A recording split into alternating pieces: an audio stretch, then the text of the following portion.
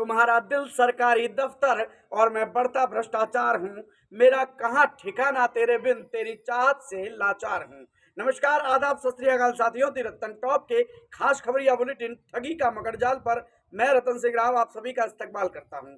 मित्रों, रानीवाड़ा विधानसभा क्षेत्र के वर्तमान परिदृश्य पर यह युक्ति बिल्कुल सटीक बैठती नजर आ रही है, जिसमें कहा गया था कि एक आदमी रोटी बेलता है, दूसरा आदमी रोटी खाता है, लेकिन एक तीसरा आदमी भी है जो ना तो रोटी बेलता है और ना ही रोटी खाता है, वह सिर्फ रोटी से खेलता है। इन दिनों रानीवाड़ा पूछ रहा है, यह तीसरा आदमी आखिर कौन है?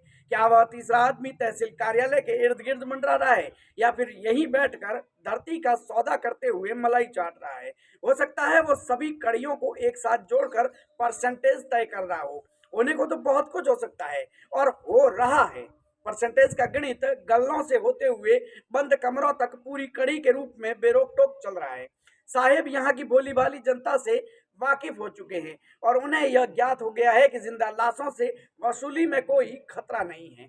हम हर रोज जमीन से जुड़े एक किस्से को नए क्लेवर में सुन रहे हैं। कहीं भूमि मालिक को जानकारी तक नहीं है और उसकी जमीन बिक चुकी है। कहीं एक रजिस्ट्री के ऊपर दूसरी रजिस्ट्री टाइप हो गई है। कहीं दशकों पहले गुजरात में जा बसे दलित परिवार को ढूंढ कर कब्जे लिए जा रहे हैं। कहीं म्यूटेशन में नाम जोड़ने का बोलकर पावर ऑफ अटर्नी ली जा रही है।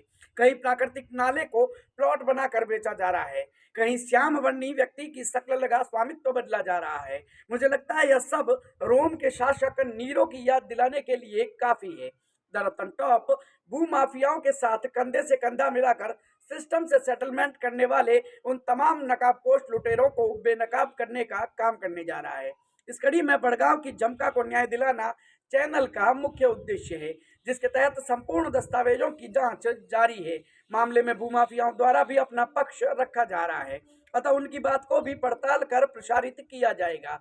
आज बात मूलतः गुजरात निवासी तेजा भाई पुत्र वजह भाई मेघवाल को लेकर की जा रही है। इन्होंने 9 नवंबर 2023 यानी कि करीब एक वर्ष पहले रानीवाड़ा पुलिस थाने में 3 नामजद आरोपियों के विरुद्ध कूटरचित दस्तावेज तैयार कर जमीन हथियाने का मुकदमा दर्ज करवाया था। मुकदमे में तेजा भाई द्वारा जो जानकारी दी गई थी वह यह थी कि बामनवाड़ा गांव में उनकी खातेदारी भूमि आई हुई है, जिसके खसरा नंबर 513 रकबा 2.43 हेक्टेयर है और वह मूलतः धानेरा के निकटवर्ती लवारा गांव के निवासी है।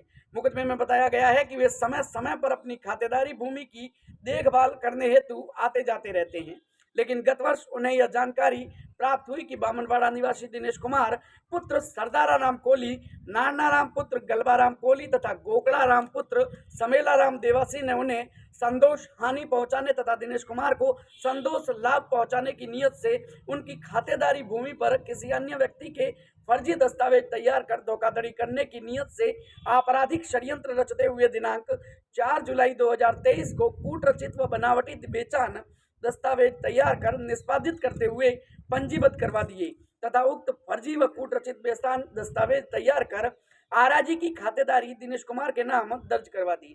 तेजा भाई को जानकारी प्राप्त होने पर उन्होंने 9 नवंबर 2023 के दिन करीब एक वर्ष पहले रानीवाड़ा पुलिस थाने में उपस्थिति दर्ज करवा 3 व्यक्तियों के विरुद्ध प्रकरण दर्ज करवाया था। आपको जानकर आश्चर्य होगा कि मुकदमा दर्ज करवाए आज 1 साल होने को आया है, लेकिन जांच अधिकारी द्वारा सब रजिस्ट्रार ऑफिस से दस्तावेज तक नहीं जांचे गए हैं। और तो और पीड़ित तेजा भाई के नाम पर फर्जी रजिस्ट्री के ऊपर किए गए अंगूठे की फॉरेंसिक जांच तक नहीं की गई है। न्याय की उम्मीद बेमानी हो गई है। सोनतर में तेजा भाई जैसे दर्जनों पीड़ित भूमाफियाओं व सिस्टम के शिकार होकर दर दर की ठोकरें खाने को मजबूर है। दी रतन टॉप की मुहिम को मजबूती प्रदान करने के लिए अब आप सभी की जरूरत है। अगर हम सब जिंदा है तो जिंदा होने का सबूत पेश करेंगे, वरना क्या पता सुबह उठे और घर की रजिस्ट्री किसी और के कब्जे में दिखाई दे जाए। अंत में राहत इंदौरी का शेर सुनकर चैनल को सब्सक्राइब कर दीजिएगा कि एक आंसू भी हुकूमत के लिए खतरा है साहेब, तुमने देखा नहीं आंखों का समंदर होना। Goodbye and have a nice day.